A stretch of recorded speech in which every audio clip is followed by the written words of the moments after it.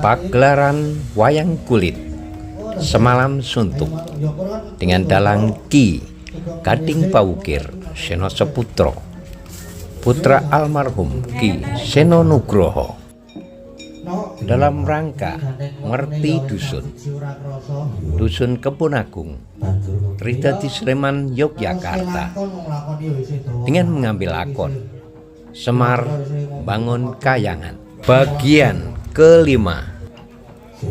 Selamat mengikuti acara ini sampai selesai hanya di channel Keli SP, channelnya orang Jogja yang memang istimewa.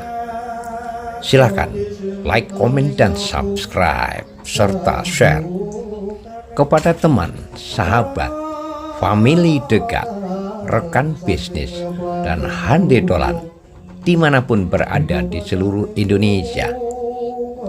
Salam budaya, lestari budaya.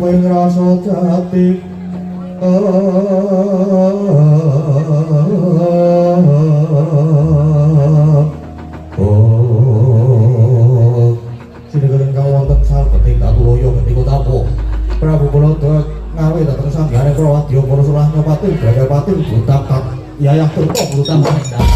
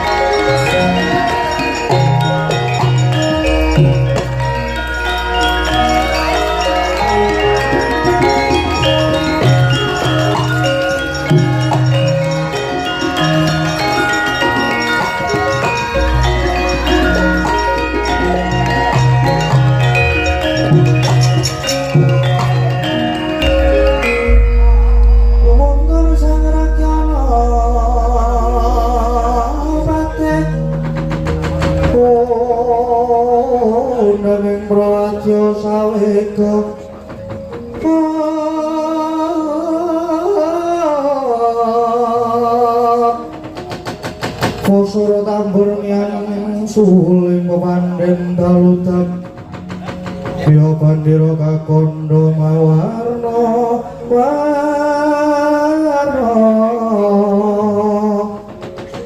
Pindo colotiana seri kaurian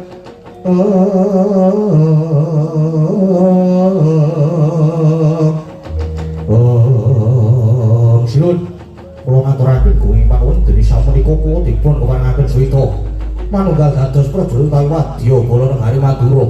Kula inggih kula ingkang abdipun tumenggung manika srikma cumadung dawuh sinuwun.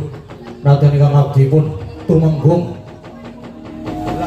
tirta taman inggih cumadung dawuh. Kula inggih cumadung dawuh kula inggih nyamar. Bocah prajurit kabeh wae. Ingsun uga nrimo banget dene kowe kabeh padha gelem tak dadeni wadya balaku. Sing tegese saya mimbu kekuatane negara Madura. Lan kowe padha tak kanthi menyang negara Ngamarta iki. Sejatine Prabu Baladewa iki mung bakal ngendhake lan ngelingke marang para Pandhawa aja nganti biyantu marang gegayane Semar Badranaya. Gone bakal bangun kayangan merga. Sing kudune bangun kayangan kuwi Pungulun Jagat Girinata sing pirangka dadi ratu-ratuning dewa kayangan. Dadi semarian arep bawa kangen ki dianggapnya hak wonane pukulun Bawa Guru. Nanging iki mau malah ana suwane prokan Petruk kanthong bolong sing dikongkon karo Semar satemahku dadi Sulaya Rengga karo Petruk. Malah ing atasmu derajate Petruk ani kecamah Nata Mandura. Mula Petruk saiki berapa kono Petruk. Kon bali ning Karangkat Dempel nanging ora gelem bali. Mongso barang dikrenah patine wae. Nggih, saking jauh. Raja mangkat kula benjang purwa ketang Sura Litang Sambaka para mangkat nggih, saking jauh.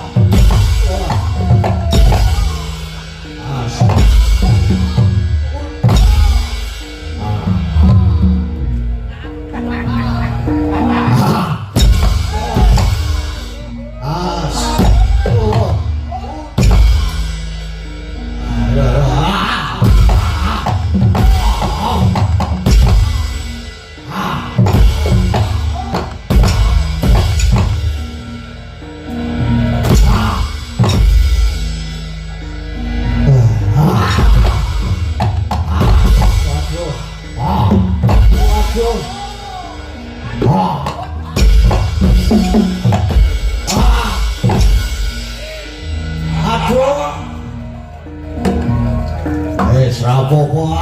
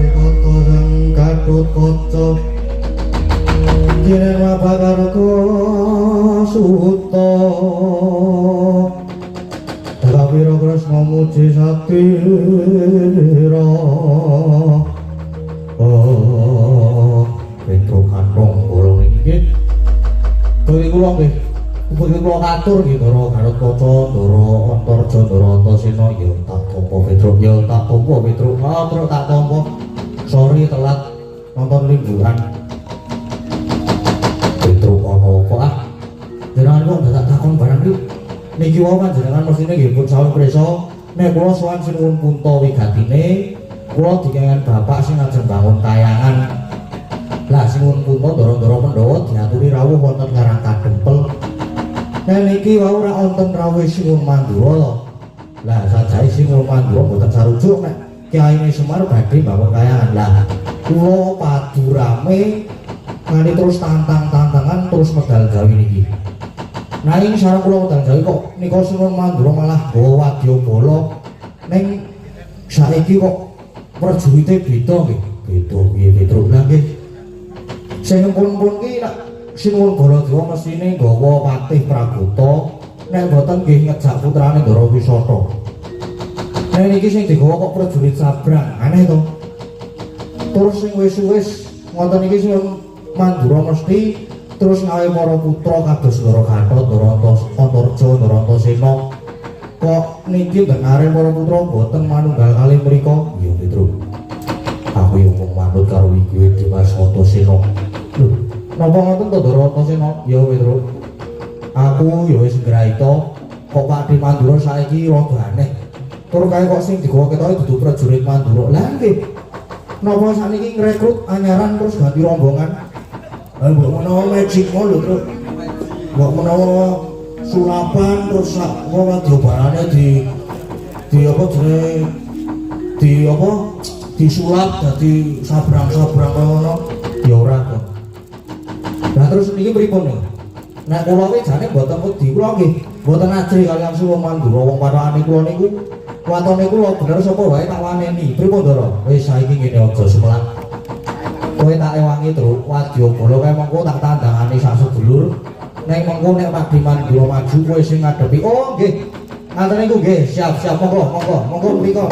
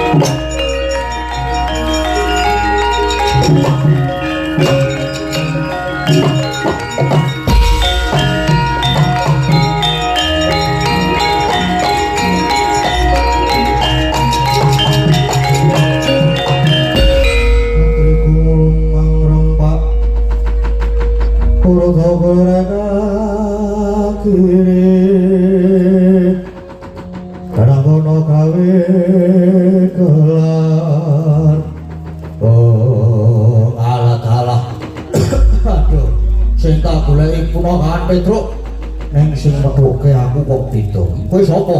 Kowe takon karo aku jenengku Antasena. Kowe sapa kowe? Aku prajurit anyar negara Mandura. Jenengku Tumenggung Manik Pamgatrima. Kowe lah tenan. Pak D Mandura ngrekrut wong anyaran. Antasena. Kowe sumingira sing jeneng Petruk iki.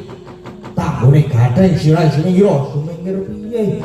Petruk kan adyan mengkono nanging kae iki abdi kinasih mula nek kowe arep rena patine Petruk ayo adepono Antasena dhisik wamping loro nggih Japati wani dening aku apamu sing tau dene papu bareng apa ora minggat sing arep aku tebak dadamu kene marganing patimu ayo tak polahku tak ladeni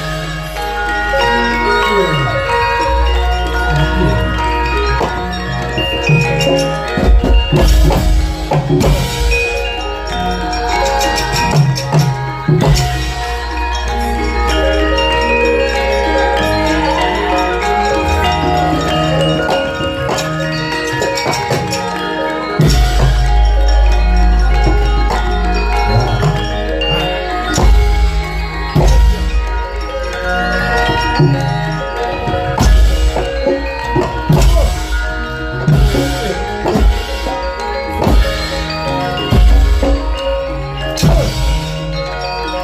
lunga.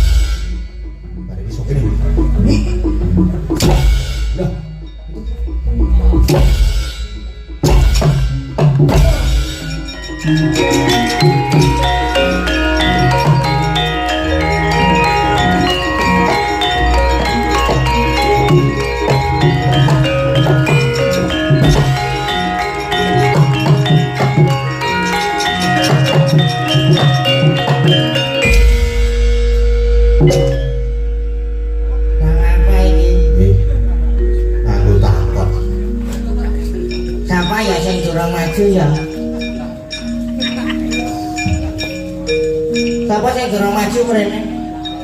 Sih, wonten dawuh. Wonten dawuh menapa, Mbak? Alah iki meneh wong iki meneh. Bosen aku leh nyawang kowe. Tak kok yo aja kaya ngono kuwi to, Mbak. Iki yo elek-elek kaya ngene iki prajurit. Ora ketok aku seneng gelut sing cara alus. Nah, aku ki yo prajurit lho, Mbak. Ora iso beda-bedake. Cek nemu ki jane sapa ta? Ini jenenge Mama. Sapa? Mama. Ya iki ana maju apa nek iso nek mundur ki. Kamu suruh merata jaya, merata indahnya pada-pada. Budi aji jare mengaki wae aku salto. Ayo disapa sing mani maju musa karo aku. Tiba tanganku nang geledak ning kasur badut. Ojo takon dosa.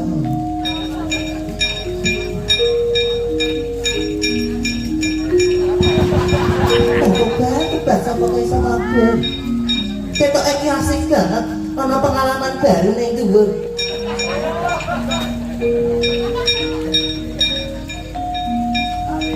ana seram merata wow oh my god apa mas ora dikedok ora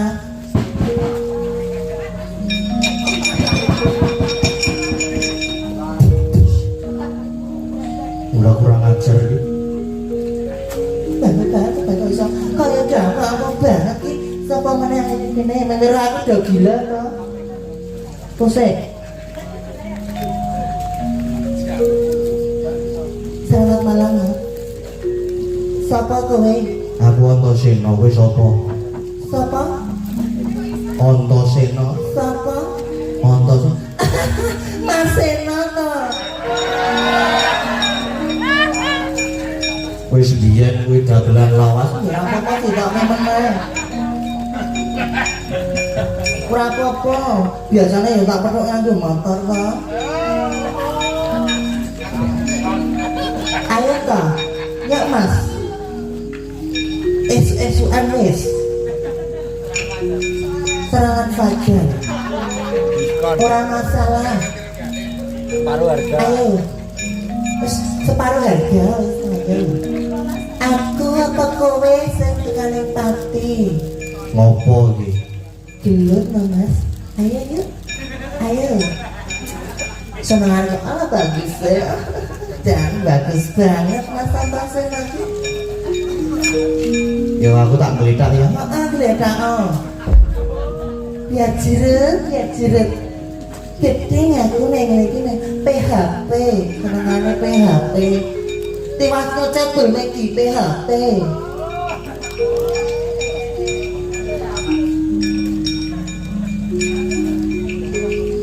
Aduh dawa banget. Ngopo iki sopo to iki? Aku Mamat Mas. Ya ampun dawa banget malah keningan sing ora-ora lho. Apa? Kuwi lho Mas dawa banget. Piye, Po? Heeh. Iki wis kegawan lahir. Lah kepiye? Maju perang Mas. Perang Perang. Kowe sapa? Petruk. Ayam mesra manata jaya manata bangen pagal-pagal. Aku nek banjir iki cangkemku mencu-mencu e. Mbok wis kono mundur wae kono. Pacar lho Mas, aku ki lek maju semangat-semangat ngene. Waktune iki lho waktune dhewe ngene. Oh aja. Ora masalah wis lah. Suwen iki nek. Kuwi kok ngono kuwi. Omong. Apa kok? Perus. Oh, ora kok ngono kuwi kono mundur wae kono. Mas Uceng musuhe sinuwun Madura. Ya tak maju kok. Santai wae. Itu.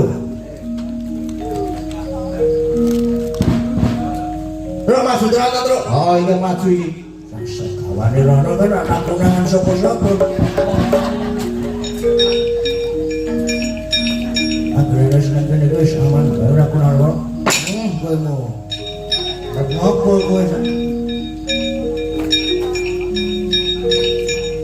Habis pasukanku wisan. Matur karo Sinuwun Prabu Baladewa.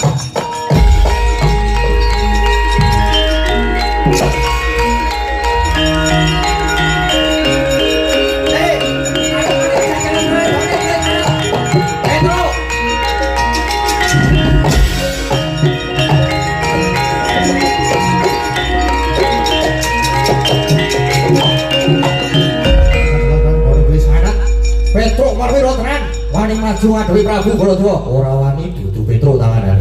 Ayo jare mau nantang aku ayo Mas padangan wani petengan ya wani rupa wani jembar ya wani buku karepe dong take nyawa ayo ngejak pirang dina tak les dene.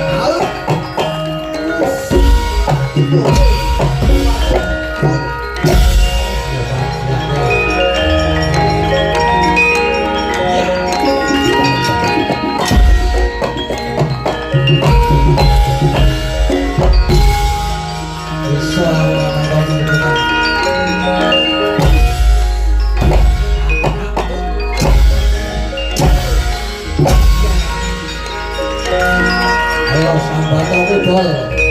Ayo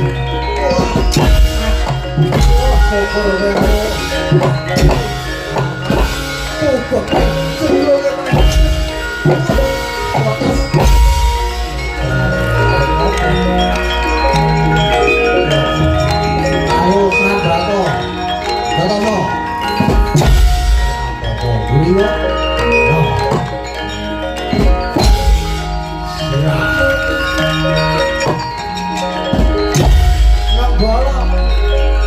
Nang golone iki golo wah mati ya.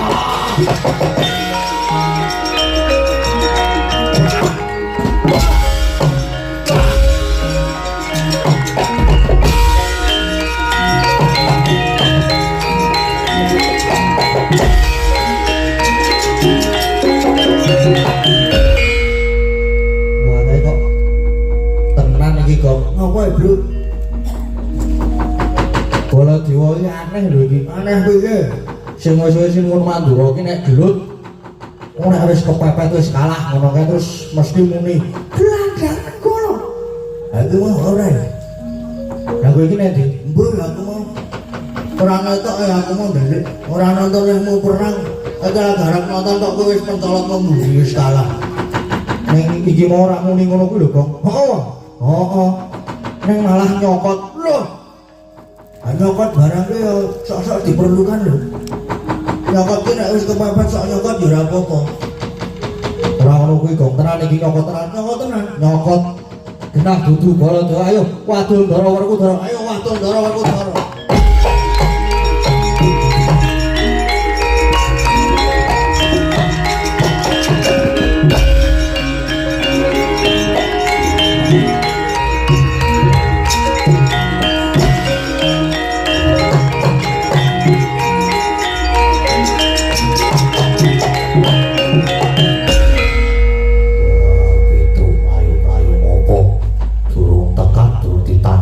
Suwuk apa? Nggih. Bareng gelut kali sing nuwun Mandura. Alah kok menang kalah modale tek. Modale sih tak teruske kok. Nah kalah. Nek jane iki urung kalah ning aneh. Aneh piye? Sing nuwun Mandura niku nek kanca karo nek wis muni kepepet nonton mesti terus muring-muring. Jangan terus paling cacaran iki blas. Terus muni gelandangan kono. Ngono kuwi. Iya. Nek niki mboten. Lah piye? Niki apa jenenge? Bala Dewa perang. Nek kok nyokot kali getak niku Bala Dewa cara ndi? Wah, cakae.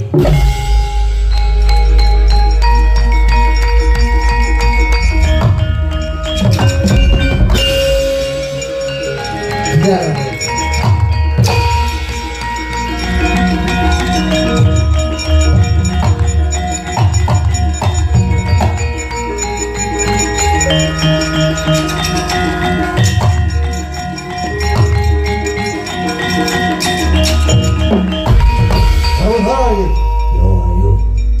Di Petro, aku perkara karo Petro, dudu karo Werkudara. Petro mundur kalah. Kowe ngopo rene? Belani Petro sebabe. Petro wong lair foto belane iki piye? Petro muni. Kowe ora ngetoke ning bolo kowe malah nyokot. Wah, Petro kae wong dobos sangadane. Petro kae gawe-gawe. Petro kae ngomong kosong. Wah, nek iki papan sing jeneng Bala Dewa ki mesti ora tau pisah bareng karo patemu Prakuta. Ora karo Prakuta ya karo Wisata. Dina iki ora, dina iki tak tinggal nang omah. Wah, Prakuta nanti. Prakuta lara pikir ora melu. Wisata nanti dolan mancing. Wisata mancing. Wah, kenah iki Bala Dewa mancing.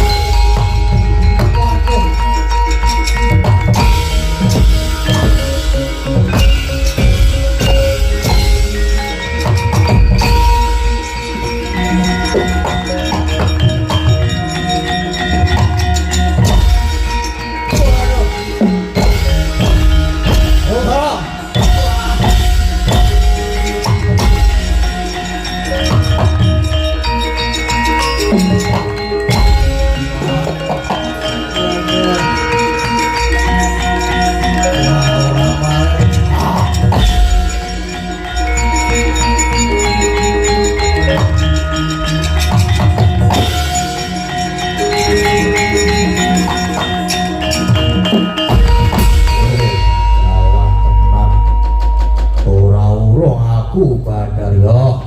Aku satru mundi dawuhe Pandya dari Durga supaya aku miliku para pendhawa aja nganti padha bantu Yai Semar ngene bakal bangun kayangan. Aku supaya mimba dadi Prabu Baladewa. Ning nyatane Badar waduh. Monggo yen aku maju meneh ora urung ya mung kalah kewirangan.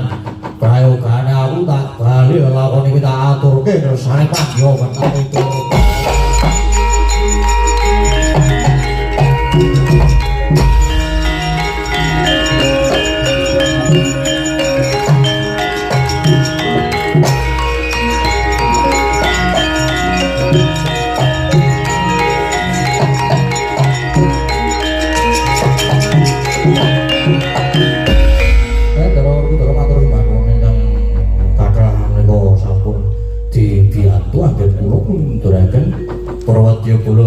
Saking pirangan itu ngomong-ngomong nggih apunten kula niku terbawa suasana kula pengen nge-MC